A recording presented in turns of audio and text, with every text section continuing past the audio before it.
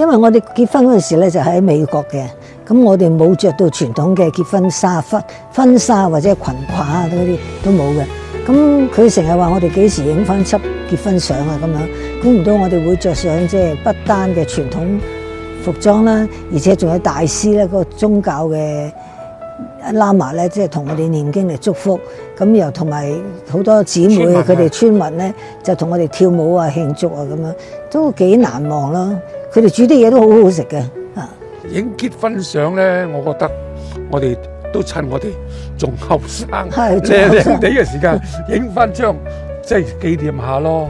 可能同監製略講過下，咁佢哋又暗中就安排咗，就等我哋着啲民族嘅服飾，安排咗一個大師同我哋加持我哋嘅婚姻，即係白首和諧啊，婚姻幸福啊，家庭美滿啊。咁啊，就同我哋念經啊、撒米啊、咁灑聖水咁啊。